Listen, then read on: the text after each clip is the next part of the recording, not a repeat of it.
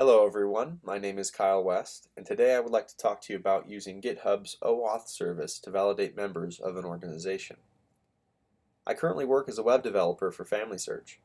I use two main technologies in my work, Polymer, which is a web component library that a large portion of our code base is written in, and GitHub, where we store all our code in repositories.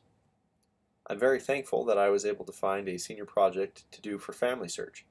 If you are interested in my project itself, feel free to pause on this slide because in the interest of time, I'm going to move along toward the meat of our topic pretty quickly. This dashboard is a key part of my project. It shows all the repositories owned by the tree teams here at Family Search and information about their build status and test code coverage. For the sake of security, only members of the Family Search development teams have permission to even know the names of our repositories, so I hope you understand the big sensor box. One of the most important requirements about this dashboard is that it remains secure. Only authorized members of the Family Search organization should be able to view this dashboard. That's where OAuth comes in. The way that OAuth works is quite clever. Imagine we have an application that's use case requires a user to log in. Instead of writing our own login service and having the user authenticate directly with our server, we introduce a third party, in our case GitHub, to handle the complexities of the matter. So when a user needs to authenticate with our app, they're sent to GitHub to log in. After logging in, GitHub generates a temporary token in which we can use to validate the user into our system. Additionally, that token can be used to access a small amount of information about the user from GitHub. That brings us to our use case. Our dashboard, represented by this speedometer, has three parties that it works with: the user, obviously, GitHub for authentication purposes, and the Family Search GitHub organization. I know my icon is hideous, but maybe you could appreciate my pun about family trees and source trees.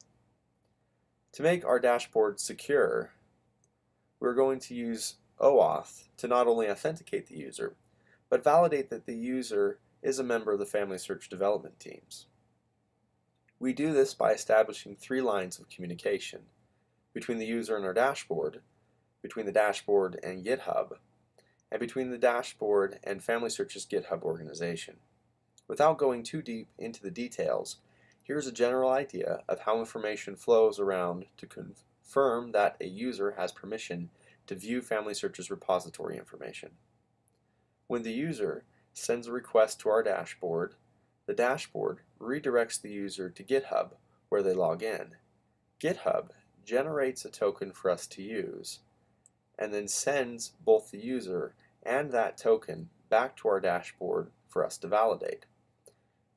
We then use that token to generate a request to GitHub asking GitHub to return information about who that user is.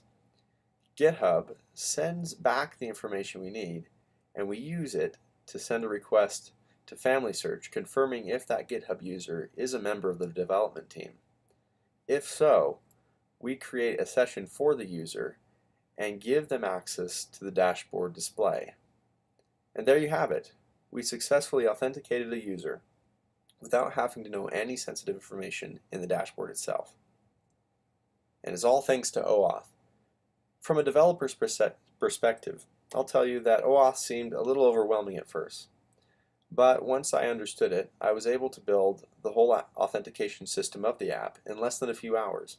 The longest part was spent reading the documentation and wrapping my head around how it all worked. Hopefully, now that you have had this presentation, you'll be able to incorporate OAuth in your projects easier than me, if that fits into your use case. Thank you.